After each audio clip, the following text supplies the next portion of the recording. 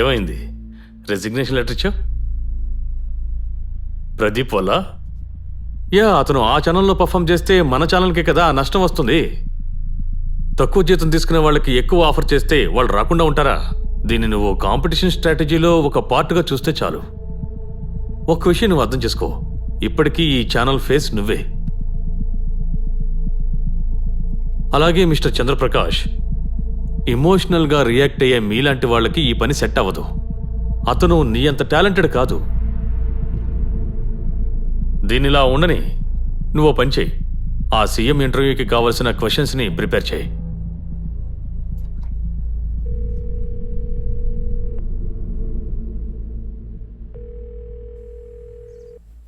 ఉదయ్ ఏమైందిరా?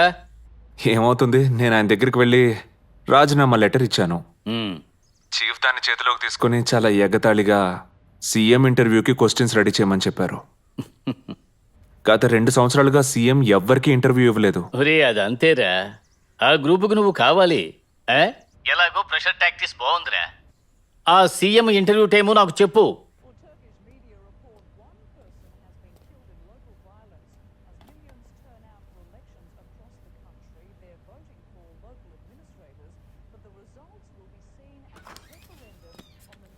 సార్ రెడీనా?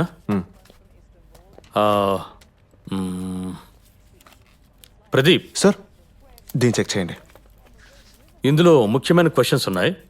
సీఎం ఇంటర్వ్యూలో వీటిని కూడా అడుగు. ఇందాక మనం ఎంతవరకు వచ్చాం?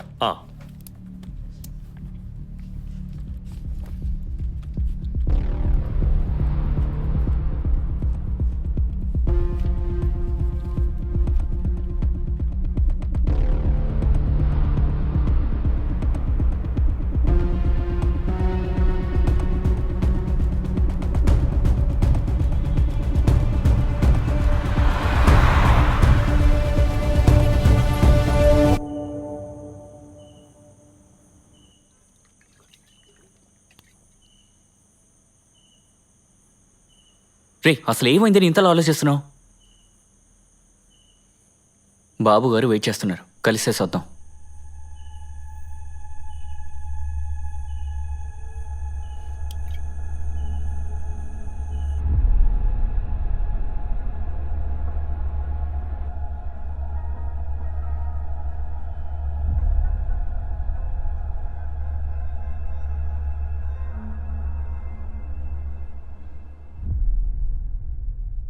హరి అన్న చాలా ఏళ్లుగా అమెరికాలోనే ఉంటున్నారు.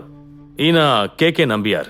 ఈయనకి కెనడాలోనూ అమెరికాలోనూ చాలా బిజినెస్లు ఉన్నాయి. ఈయన జగదీష్. ఈయన తెలుగువారు అయినా కూడా పుట్టింది పెరిగింది అన్ని విదేశాల్లోనే. Man power business, hotel chain, import export అన్ని బిజినెస్లు ఉన్నాయి. ఒక్క నిమిషం.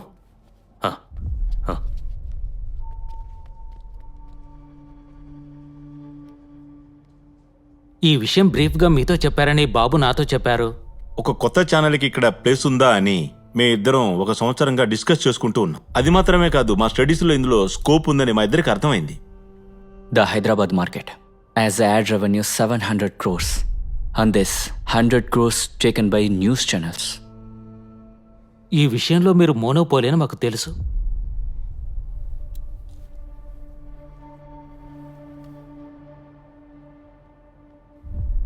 ఏమైంది? మౌనంగా ఉన్నారు? మాట్లాడుకున్నారా? అలాగే వీళ్ళు ముగ్గురు మాత్రమే కాదు, ఇంకో 2 ఉన్నారు.